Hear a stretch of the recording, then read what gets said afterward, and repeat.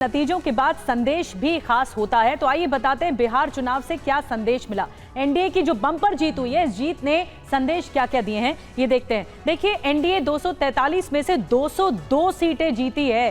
ये बहुत बड़ी जीत है, प्रचंड बहुमत है। मायने क्या है? प्रधानमंत्री मोदी सीएम नीतीश कुमार की जोड़ी पर लोगों का एक बार फिर से विश्वास बना है। खबर देखिए, बिहार में बीजेपी किस तरीके से आगे बार्गेन करेगी, ये भी एक सवाल है। इसका अर्थ है कि जेडीयू के मुकाबले सत्ता में ज्यादा क्या भागीदारी बीजेपी की हो सकती है, क्योंकि बड़े भाई की भूमिका में इन नतीजों में बीजेपी उभर कर सामने आई है। और मुख्यमंत्री पद पर बीजेपी का भी दावा है, तो अब सीएम पद की जो रेस है वो तेज हो जाएगी। इतने भारी भरकम नतीजों के बाद मुख्यमंत्री पर कौन काबिज होगा? क्या नीतीश कुमार फिर से आएंगे? क्या उसे उन्हीं पर ही सहमति बनेगी? ये सवाल रहेगा। क्या बीजेपी ज्यादा सीटें जीती है इसलिए बीजेपी का मुख्यमंत्री हो सकता है? इस पर भी सवाल है। तो सीएम के तौर पर नीतीश कुमार के अलावा किसी दूसरे चेहरे पर दांव लगाने की बात इसीलिए भी सामने आ रही है क्योंकि जब बिहार बीजेपी प्रभारी विनोद तावड़े से सीएम के नाम का सवाल पूछा गया तो सवाल को टालते वो नजर आए। देखिए उन्होंने कैसे जवाब दिया है। एक सवाल उठ रहा है कि 14 तारीख के बाद क्या होगा, कौन होगा मुख्यमंत्री, क्योंकि विपक्ष पहले से कह रहा था कि नीतीश जी को तो मुख्यमंत्री नहीं बनाएंगे। सभी बातें समय पर होंगे। आज जनता ने जो आशीर्वाद दिया है उसके जीत में हमारे आनंद में आप सभी सम्मिलित हुए। आपके सभी सवालों का जवाब सही समय पे मिलेगा, डोंट वरी। और रुपेश कुमार पटना से हमारे सहयोगी इस वक्त जुड़े हुए हैं, सीधे चलते हैं उनके पास। रुपेश, सबसे बड़ा सवाल है कि नीतीश कुमार सीएम बन रहे हैं, लेकिन इस सवाल का सीधा जवाब बीजेपी की तरफ से क्यों नहीं दिया जा रहा है? इसके पीछे की क्या वजह हो सकती है? क्या प्रोबेबल संभावित उत्तर इसका हो सकता है? देखिए, बिल्कुल सवाल तो है और उसी सवाल के जवाब आज तलाशे जा रहे हैं जब कल चुनाव परिणाम आए, और ये सवाल अभी भी अनुत्तरित है।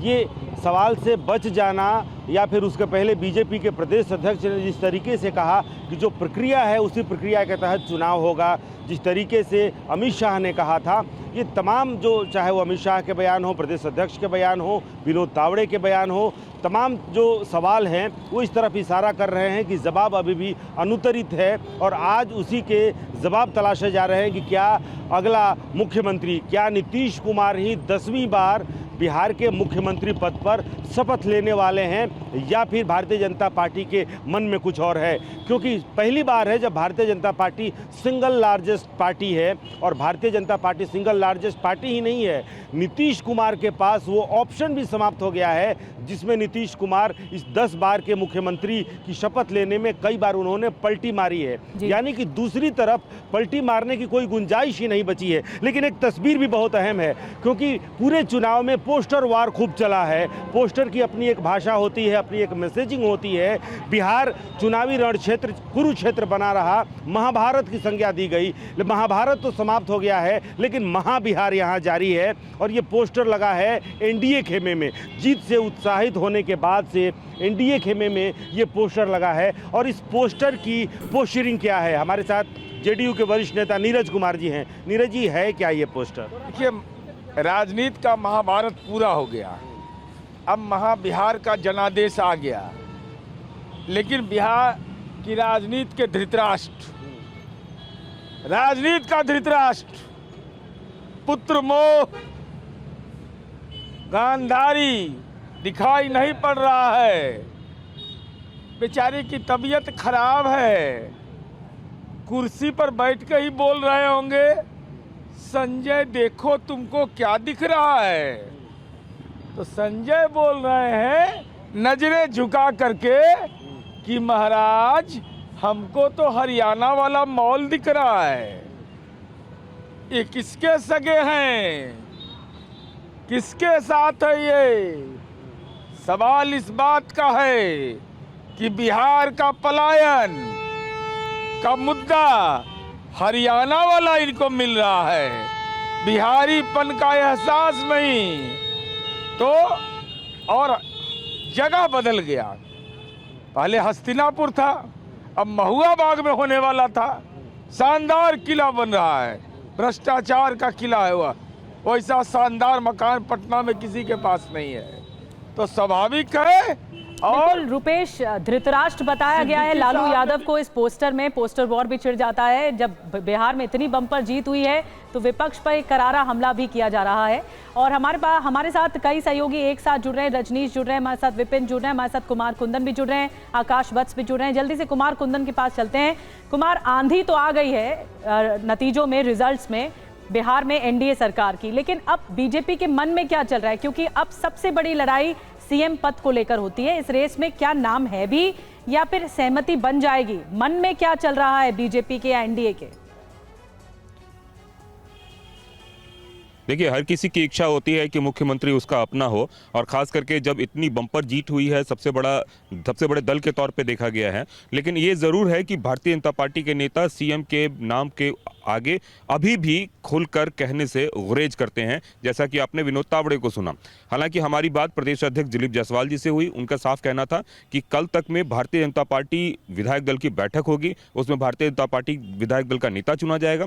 इसी तरीके से एनडीए के सभी दल अपना अपना नेता चुनेंगे और वो नेता बैठ के एक बार मुख्यमंत्री के नाम पर सहमति जताएंगे। तो अभी भी वो प्रोसेस गिना रहे हैं, खुल के नहीं कह रहे हैं कि कौन होगा मुख्यमंत्री। तो ये सवाल अभी भी एक सस्पेंस के तौर पर है। हालांकि भारतीय जनता पार्टी के नेताओं ने रैलियों में कहा कि नीतीश कुमार के नेतृत्व में हम लोग चुनाव लड़ रहे हैं और वो मुख्यमंत्री होंगे। लेकिन चुनाव परिणाम जिस तरीके से आया है उसके बाद कई सारे सवाल जरूर पैदा हो गए। एक चीज मैं आपको तस्वीरों के माध्यम से दिखाना चाहूंगा निधि। उस वक्त मैं रामविलास पासवान की जो पार्टी है एलजेपी, उसके दफ्तर में मौजूद हूं और आज इस दफ्तर को पूरे दुल्हन की तरह सजाया जा रहा है। अब से थोड़ी ही देर बाद यहां पे चिराग पासवान अपने सभी जीते हुए उम्मीदवारों को लेकर आ रहे हैं और इस तरह की रौनक मुझे ऐसा लग रहा है कि लोकसभा चुनाव के बाद पहली बार इस दफ्तर में दिख रही है।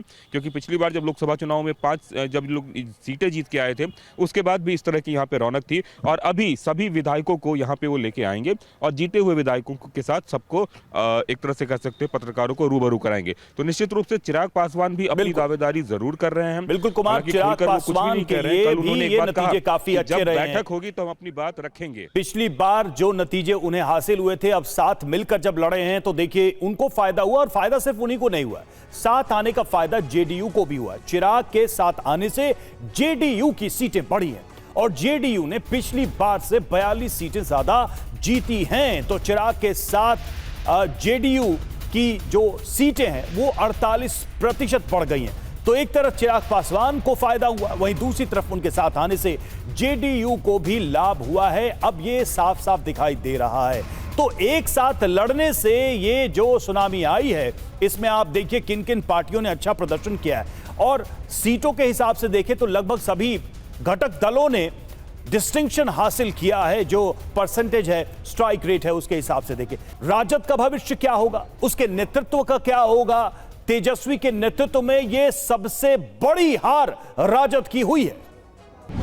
को प्रेजेंटेड बाय विमल इलायची, बोलो जुबा केसरी, co powered by Sensodyne in association with V Guard water heater.